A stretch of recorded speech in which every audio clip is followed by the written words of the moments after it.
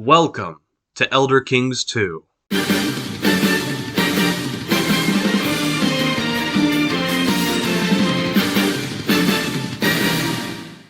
Last time we left off, Kuber had just defeated his enemies in the west and was preparing to unlock the secrets of Lichdom.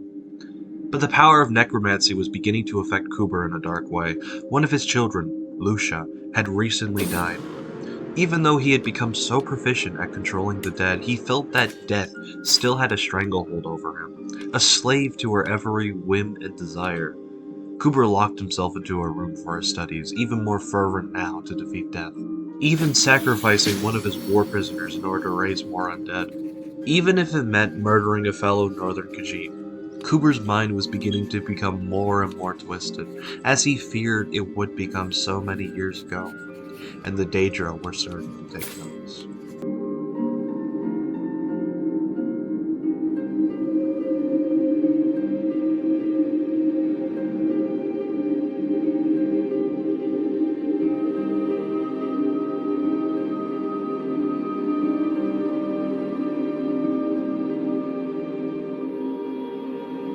Finally, Kuber had become a master necromancer, and was ready to undertake the rites to become a Lich, a dangerous procedure that might result in his death. But nonetheless, he was ready.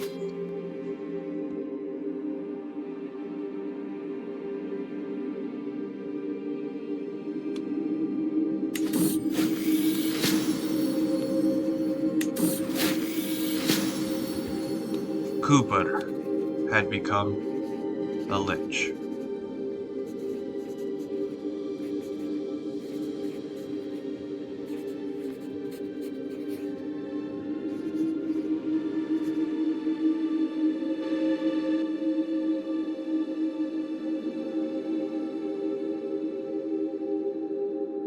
With this latest victory over death, Kuber felt confident to finally expunge his enemies in the west and cast them away forever.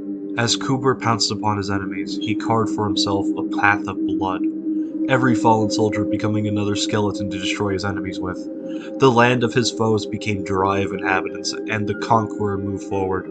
Yet, on one faithful night, Kuber's servant brought him a glass of wine. Yet before his throne the glass was dropped, and the servant fell back in fear, begging to his master to not turn him into an undead.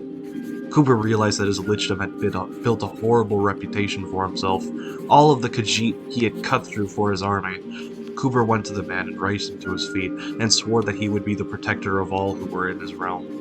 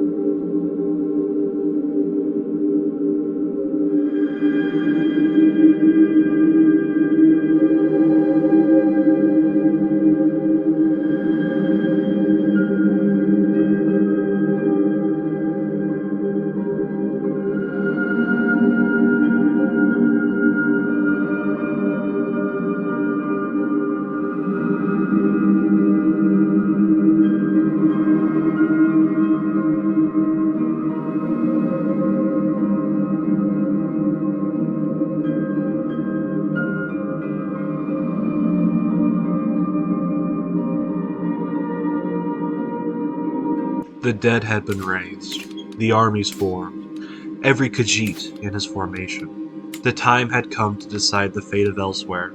Kuber was ready to make war against the Emperor of the Confederacy. A battle of ideas was here to form. Victory for Kuber not only meant the liberty of his people from the southern tribes, but the legalization and legitimization of necromancy throughout much of Elsweyr. While victory for Panazir would mean the sure unification of Elsweyr and the supremacy of the Two Moons. The two Khajiit raised their arms and made war.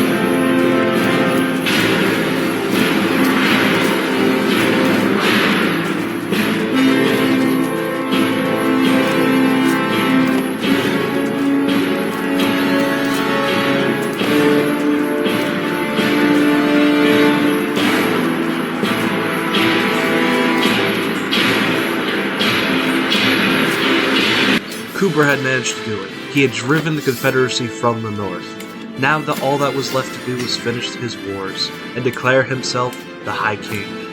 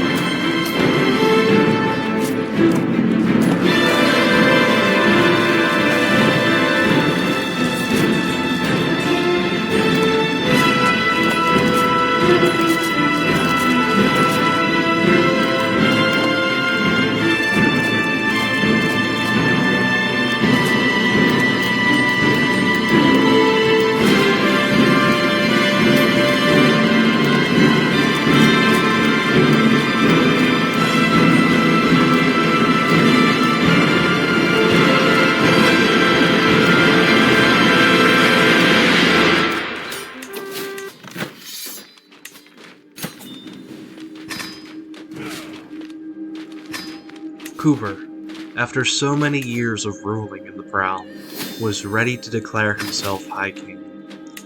But he had one more test to overcome. Molag Bal came to tempt him, trying to make him kill Shah, his dear friend. Kuber quivered with a knife in his hand, the words suffering and death being etched into his mind over and over and over again. And as he held the knife to his dear friend, he overcame the temptation of Molag Bal and threw the knife to the ground. With him overcoming the temptations of the Daedra, the dark influences that come with Lichdom, and his enemies being destroyed, Kuber declared himself the High King of Anakin, and Elsweyr had finally been dissolved.